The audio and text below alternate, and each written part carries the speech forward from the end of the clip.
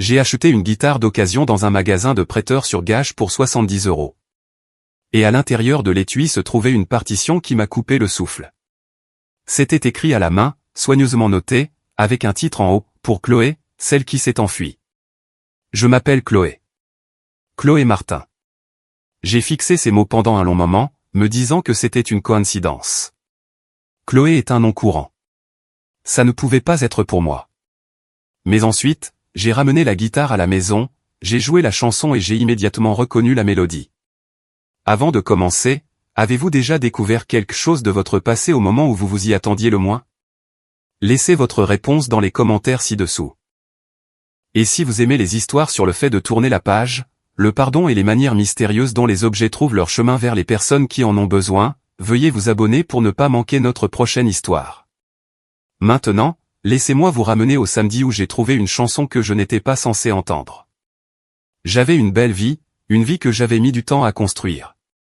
J'étais avocate d'affaires, spécialisée en droit des contrats.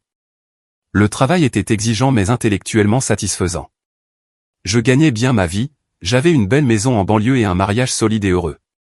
Mon mari, Jean, était ingénieur logiciel pratique, stable, gentil. Nous étions mariés depuis 10 ans, sans enfants pour le moment, bien que nous en parlions parfois de cette manière vague que les gens ont lorsqu'ils ne sont pas tout à fait prêts à s'engager dans le chaos de la parentalité. Notre vie ensemble était confortable. Nous avions nos habitudes, les dîners du vendredi soir dans notre restaurant thaïlandais préféré, les promenades du dimanche matin autour du lac, les soirées de week-end où nous cuisinions ensemble et parlions de nos journées. C'était une belle vie, une vie qui avait du sens. Mais il y avait quelque chose que je n'avais jamais dit à Jean. Pas parce que je le cachais, exactement, mais parce que cela ressemblait à une histoire ancienne qui n'avait plus d'importance. Il y a 15 ans, avant la fac de droit, avant Jean, avant cette vie d'adulte soigneusement construite, j'avais été amoureuse de quelqu'un d'autre, quelqu'un de complètement différent de l'homme que j'allais finalement épouser. Il s'appelait Pierre Laurent, et il avait été mon petit ami à l'université. Nous nous étions rencontrés en 2e année, dans un cours de théorie musicale que j'avais pris en option. Je jouais du piano. Il jouait de la guitare. Nous avions passé 3 ans ensemble, une relation intense, passionnée, le genre de relation qui semble être tout ce qui compte quand on a 20 ans. Pierre voulait être musicien, pas comme un passe-temps, mais comme un métier. Il était talentueux, vraiment talentueux, mais il n'avait aucun plan concret, juste des rêves, une guitare et cette sorte d'optimisme têtu que les jeunes ont à propos des carrières impossibles. Je l'avais aimé, mais j'avais aussi été pragmatique. J'étais sur le point de commencer la fac de droit. J'avais des prêts étudiants. Je voulais la sécurité, la stabilité, une carrière sur laquelle je pouvais compter. Et Pierre représentait l'opposé de tout cela, l'incertitude, l'instabilité, un avenir construit sur l'espoir plutôt que sur la planification. Alors, quand nous avons obtenu notre diplôme, j'ai mis fin à notre relation, rapidement, nettement, avec le genre d'efficacité froide que j'utiliserai plus tard dans les négociations de contrat. Je ne vois pas d'avenir pour nous, lui avais-je dit. Nous voulons des choses différentes. Je vais à la fac de droit. Tu vas courir après la musique. Il vaut mieux en finir maintenant. Il a essayé de discuter, a essayé de me convaincre que nous pouvions faire en sorte que ça marche. Mais j'avais déjà pris ma décision. Et quand je prenais des décisions, je ne revenais pas dessus. Je suis désolé, Pierre. Tu as tes rêves, et je n'ai pas de temps à perdre, avais-je dit cruellement. J'étais parti, j'avais bloqué son numéro, commencé la fac de droit, tourné la page, rencontré Jean 5 ans plus tard et construit la vie que j'avais toujours prévu de construire. Je n'avais pas pensé à Pierre depuis des années. Pas vraiment. Parfois, quelque chose me le rappelait, une chanson à la radio, l'annonce que son groupe préféré allait donner un concert dans une ville voisine. Mais ces moments passaient vite. Ils faisaient partie de mon passé, un chapitre clos. Jusqu'à ce samedi où je suis entré dans un magasin de prêteurs sur gage et où j'ai trouvé une guitare avec une chanson à l'intérieur. Je ne cherchais même pas de guitare. Je me promenais dans le centre-ville de Lyon, tuant le temps avant de retrouver une amie pour le déjeuner, quand je suis passé devant un prêteur sur gage avec une vitrine d'instruments de musique. Sur un coup de tête, je suis entré. Le magasin sentait le vieux cuir et la poussière. Il y avait des guitares accrochées au mur, des claviers empilés dans les coins, des batteries qui encombraient l'arrière de l'espace. J'ai regardé sans réelle intention d'acheter quoi que ce soit. Mais c'est là que je l'ai vue, une guitare acoustique Martin, d'occasion mais bien entretenue, avec une étiquette de prix de 70 €. C'était une bonne affaire, trop belle probably, ce qui signifiait qu'il y avait probablement un problème avec elle. Mais je l'ai prise quand même, j'ai senti son poids, j'ai passé mes doigts sur les cordes. Je ne jouais pas de guitare. J'avais toujours été une pianiste. Mais quelque chose dans cet instrument particulier m'attirait d'une manière que je ne pouvais pas expliquer. Vous pouvez ouvrir l'étui si vous voulez mieux l'inspecter, a dit le vendeur. J'ai posé la guitare sur le comptoir et j'ai ouvert l'étui rigide. L'intérieur était doublé de velours violet délavé, et niché dans la pochette où l'on mettrait des partitions se trouvait une seule feuille de papier pliée avec soin. Je l'ai sortie. C'était une partition, écrite à la main avec une notation soignée. En haut, dans la même écriture précise, il y avait un titre, pour Chloé, celle qui s'est enfuie. Mon souffle s'est coupé. J'ai fixé les mots, mon cœur battant à tout rompre. Chloé, mon nom. Mais Chloé était un nom courant. Ce ne pouvait pas être ça. J'ai regardé la musique elle-même. Elle était écrite pour la guitare avec des progressions d'accords et une ligne mélodique notée au-dessus. Pas de paroles, juste de la musique. Quelqu'un a laissé ça ici, ai-je demandé au vendeur. Il a regardé le papier. Sûrement. On ne vérifie pas toujours les étuis de manière très approfondie. Vous voulez la guitare? J'aurais dû dire non. J'aurais dû la remettre en place et partir, mais au lieu de cela, je me suis entendu dire, oui, je la prends. J'ai payé en espèces, j'ai emporté la guitare hors du magasin et je suis rentré directement chez moi au lieu de retrouver mon ami. Je lui ai envoyé un texto pour m'excuser, prétextant que je ne me sentais pas bien. À la maison, je me suis assise sur le canapé avec la guitare sur mes genoux et la partition étalée sur la table basse. Mes mains tremblaient légèrement. Ça ne pouvait pas être pour moi. Les chances étaient infimes, mais je devais savoir. J'ai positionné mes doigts sur le manche, en suivant la progression d'accords écrite sur la page. Je n'avais pas joué de guitare depuis quelques leçons de base à l'école, mais je savais lire la musique, et les accords étaient relativement simples. J'ai joué les premières mesures lentement, avec soin. La mélodie a émergé, douce, mélancolique, belle, et puis je l'ai entendue, le fredonnement, la ligne mélodique qui courait au-dessus des accords. Elle était basée sur un son que Pierre avait l'habitude de faire, un air qu'il fredonnait inconsciemment quand il était heureux, quand il préparait le petit déjeuner ou qu'il était allongé à côté de moi dans le lit. C'était son son, unique à lui. Je n'avais jamais entendu personne d'autre faire ce motif mélodique particulier. Il l'avait transformé en musique, en un morceau de guitare, et il l'avait intitulé, pour Chloé, celle qui s'est enfuie. J'ai arrêté de jouer. Mes yeux me brûlaient de larmes que je ne comprenais pas. C'était la chanson de Pierre. Pierre avait écrit ça pour moi. Et d'une manière ou d'une autre, 15 ans plus tard, j'étais entré dans un magasin de prêteurs sur gage au hasard et je l'avais trouvé. J'ai joué tout le morceau, lentement d'abord, puis de nouveau avec plus de confiance. C'était beau, triste mais plein d'espoir, nostalgique mais résigné. Chaque note ressemblait à quelque chose que Pierre écrirait émouvant, honnête, sans défense d'une manière que je n'avais jamais été. Quand j'ai eu fini, je pleurais. Pas parce que je l'aimais encore. Ce n'était pas le cas. Pas de cette façon. J'aimais Jean. Ma vie avec Jean était réelle, belle et exactement ce que je voulais. Mais cette chanson m'a fait réaliser quelque chose que j'avais évité pendant 15 ans. J'avais fait beaucoup de mal à Pierre. J'avais mis fin à notre relation avec une efficacité froide. Et il avait porté cette blessure assez longtemps pour écrire cette chanson. Cette belle et déchirante chanson sur la perte de quelqu'un. Jean est rentré vers 18 h. Il m'a trouvé assise sur le canapé, la guitare toujours sur mes genoux, des larmes sur mon visage, la partition éparpillée autour de moi. Chloé, qu'est-ce qui ne va pas? Il s'est assis à côté de moi, immédiatement inquiet. J'ai acheté une guitare aujourd'hui, ai-je dit, ce qui était une étrange façon de commencer. D'accord, tu ne joues pas de guitare. Je sais, mais j'ai trouvé ça dans l'étui. Je lui ai tendu la partition. Il a lu le titre. Pour Chloé, celle qui s'est enfuie. Est-ce que c'est?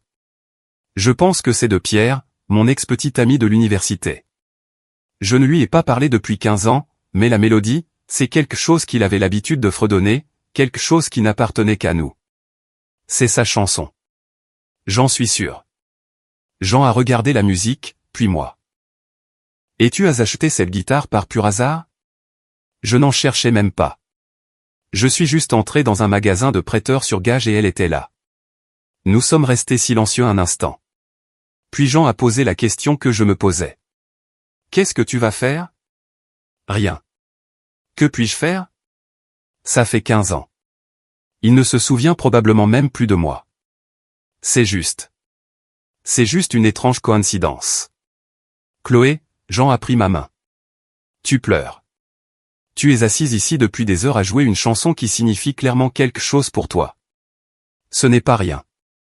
Je ne veux pas le récupérer. Je veux que tu le saches.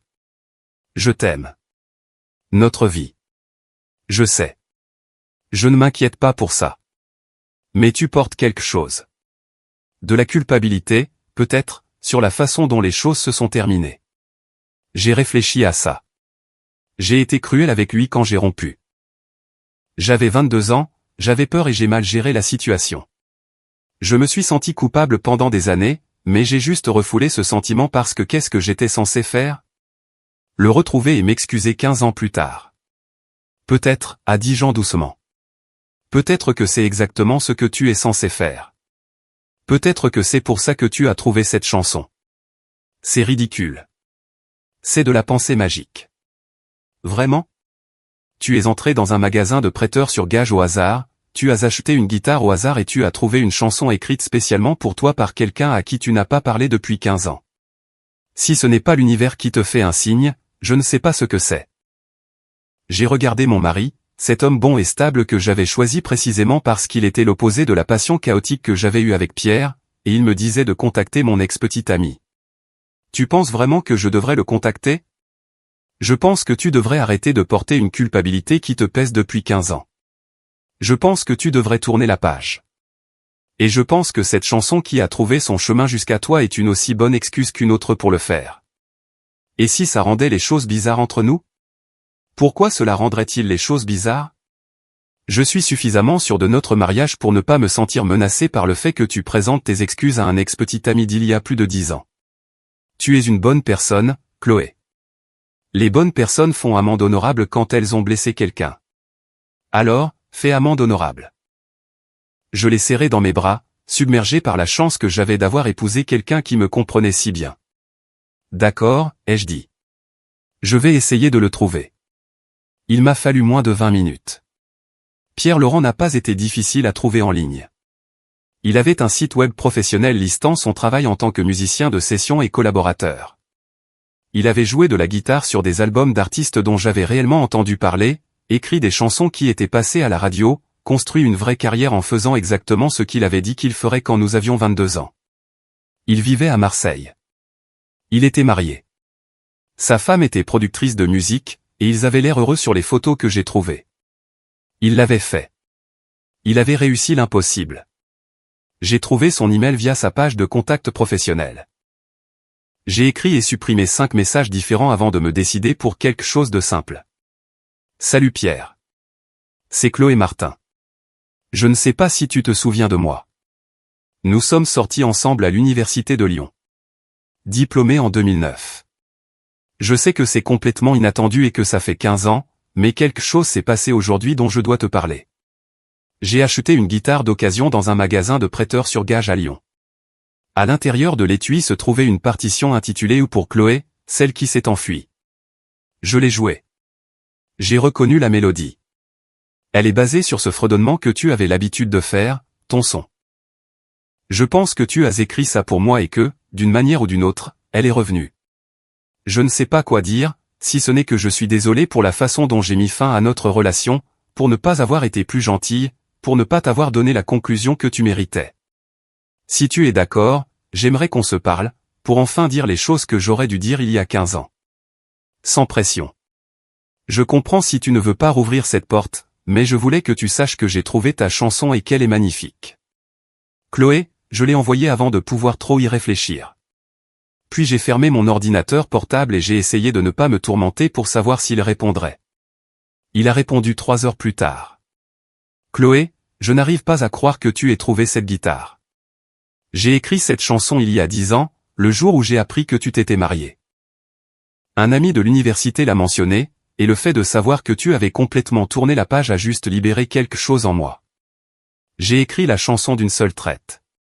Toutes les choses que je n'avais jamais dites, toute la conclusion que je n'avais jamais eue, transformée en musique. J'ai gardé la guitare pendant des années. Mais quand je me suis marié l'année dernière, j'ai décidé qu'il était temps de laisser le passé derrière moi. Alors, je l'ai vendue à un prêteur sur gage à Marseille. Sauf qu'apparemment, l'univers avait d'autres plans, car d'une manière ou d'une autre, elle a fini à Lyon. Et d'une manière ou d'une autre, tu l'as trouvée. Je ne suis pas à Marseille en ce moment. En fait, je suis à Lyon pour rendre visite à mes parents cette semaine. Si tu veux qu'on se retrouve pour un café, ça me plairait. Je pense que nous méritons tous les deux de tourner la page. Pierre, j'ai lu l'email 3 fois. Il avait écrit la chanson le jour de mon mariage, il y a 10 ans, et il avait porté cette blessure tout ce temps jusqu'à ce qu'il puisse enfin la laisser partir. Et maintenant, la semaine même où il se trouvait à Lyon pour la première fois depuis des années, j'avais trouvé sa chanson et l'avais contacté. Si ce n'était pas de la synchronicité, je ne savais pas ce que c'était. Nous avons convenu de nous rencontrer le lendemain après-midi dans un café près du centre-ville. J'ai dit à Jean où j'allais. Il m'a embrassé et a dit, va tourner la page. Je serai là quand tu reviendras. Je suis arrivé au café 10 minutes en avance, nerveuse comme je ne l'avais pas été depuis mes 22 ans.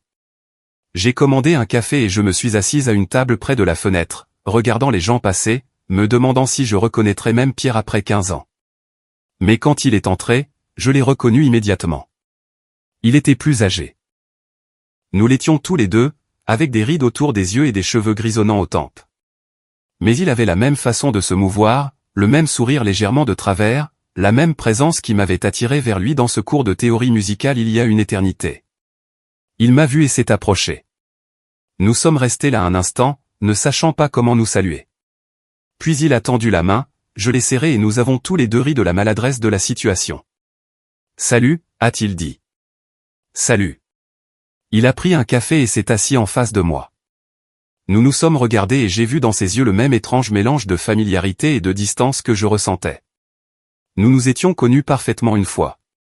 Maintenant, nous étions des étrangers. Alors, a dit Pierre, tu as trouvé ma chanson.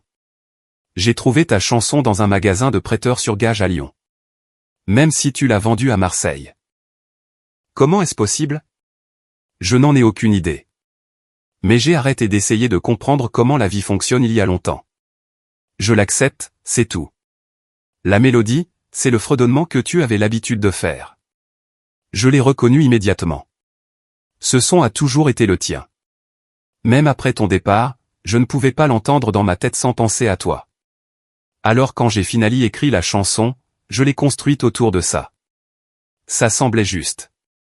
Pierre, je dois m'excuser pour la façon dont j'ai mis fin à notre relation. J'ai été froide et cruelle, et tu ne méritais pas ça. Tu méritais l'honnêteté et la gentillesse, et je ne t'ai donné ni l'un ni l'autre. Il est resté silencieux un moment. Tu m'as fait beaucoup de mal. Pendant longtemps, je ne pouvais pas comprendre ce que j'avais fait de mal, pourquoi je n'avais pas été suffisant. Tu n'as rien fait de mal. J'avais peur. Tu voulais poursuivre ce rêve qui semblait impossible et je voulais la sécurité. Et au lieu d'être honnête à propos de ma peur, je t'ai juste coupé les ponts. Je me suis convaincu que j'étais pragmatique, mais en réalité, j'étais juste une lâche. Je comprends maintenant. Je ne comprenais pas à l'époque, mais maintenant si. Nous avions 22 ans. Nous voulions des choses différentes. Et tu n'avais pas tort. Mon chemin était risqué. Il aurait pu ne mener nulle part. J'aurais pu finir fauché et amer. Mais ce n'est pas le cas. Tu l'as fait. Tu as réussi. Pierre a souri. J'ai eu de la chance. Et j'ai travaillé très dur. Et ouais, j'ai réussi. Mais ça a pris des années. Et il y a eu des moments où j'ai failli abandonner. Si tu étais resté avec moi, tu aurais dû vivre toute cette incertitude. Peut-être que tu as pris la bonne décision. Peut-être que nous l'avons tous les deux fait. Mais je regrette quand même de ne pas avoir été plus gentille. Moi aussi. Pas que tu aurais dû être plus gentille. Que j'aurais pu lâcher prise plus tôt. Je me suis accroché à toi beaucoup trop longtemps. Cette chanson que j'ai écrite, c'était 5 ans après ton départ. 5 ans à porter quelque chose qui était déjà terminé. C'est de ma faute, pas de la tienne. Tu l'as écrite le jour de mon mariage. Ouais. C'était le jour où j'ai enfin dû accepter que tu avais complètement tourné la page, qu'il n'y avait aucune chance, aucun espoir persistant. Et once que j'ai accepté cela, j'ai enfin pu lâcher prise. La chanson était mon adieu. Et maintenant, je l'ai trouvée. Et maintenant, tu l'as trouvée. 10 ans plus tard, la semaine où je suis de passage chez mes parents pour la première fois en 2 ans. Tu entres dans un magasin de prêteurs sur gage et tu trouves une guitare avec ma chanson à l'intérieur. C'est la coïncidence la plus étrange. Nous avons parlé pendant 2 heures. Il m'a parlé de sa vie, de sa femme, qu'il adorait visiblement, de son travail, de sa maison à Marseille. Je lui ai parlé de Jean, de ma carrière, de la vie que j'avais construite. Et lentement, autour d'un café qui a refroidi pendant que nous parlions, nous avons fait ce que nous n'avions jamais fait 15 ans auparavant. Nous nous sommes dit au revoir correctement. Avec honnêteté, gentillesse et pardon. Je suis content que tu aies trouvé la chanson, a dit Pierre alors que nous sortions du café ensemble. Je suis content que tu l'aies entendue. Je l'ai écrite pour toi, mais je n'ai jamais pensé que tu l'entendrais vraiment. Et maintenant que c'est le cas, ça semble complet en quelque sorte. Comme si elle avait rempli son objectif. Je peux garder la guitare, ai-je demandé. Et la chanson ? Bien sûr, c'est à toi. Ça a toujours été à toi. Nous nous sommes serrés dans les bras, pas comme nous le faisions quand nous étions amoureux, mais comme de vieux amis se disent au revoir. Avec chaleur, mais sans nostalgie. Avec affection, mais sans regret. Prends soin de toi, Chloé. Toi aussi, Pierre. Je l'ai regardé s'éloigner dans la rue, les mains dans les poches, son rythme tranquille, et je me suis senti plus légère que je ne l'avais été depuis des années, comme si j'avais porté quelque chose de lourd sans m'en rendre compte. Et enfin, je l'avais déposé. Quand je suis rentré à la maison, Jean était dans la cuisine en train de préparer le dîner. Je l'ai serré par derrière, posant ma joue contre son dos. « Comment ça s'est passé ?» a-t-il demandé. « Bien. Très bien. On a parlé. On s'est excusé. On s'est pardonné. C'est fini. Enfin fini. J'en suis content. J'ai pris la guitare là où je l'avais laissée sur le canapé. J'ai joué la chanson de Pierre, notre chanson, jusqu'au bout. Quand j'ai eu fini, j'en regardais depuis l'embrasure de la porte de la cuisine. C'est magnifique, a-t-il dit. Ça l'est.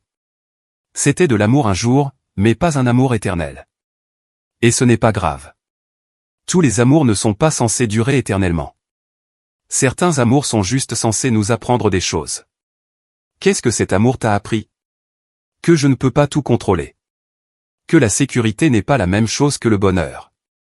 Que je suis capable de blesser les gens même quand je pense faire ce qu'il faut. Et que parfois, 15 ans plus tard, l'univers vous donne une chance de faire amende honorable et que vous devriez la saisir. Jean est venu s'asseoir à côté de moi sur le canapé. Tu vas continuer à la jouer? Je ne pense pas. C'est un beau morceau de musique, mais je pense qu'il appartient au passé et qu'il est vraiment en paix maintenant. Buty LL keep the guitar. He liked the feeling of playing it and want to learn some new song. He put the guitar back in its case, carefully tucking the sheet music into the pocket where he found it. For Chloe, the one who got away, except he hadn't gotten away. Neither of us had. We they both just moved forward separately towards the lives we were supposed to live. And finding that some 15 years later wasn't about going back. It was about finally, truly letting go with love, with gratitude, with peace. Je n'ai jamais joué la chanson pour personne d'autre que Jean.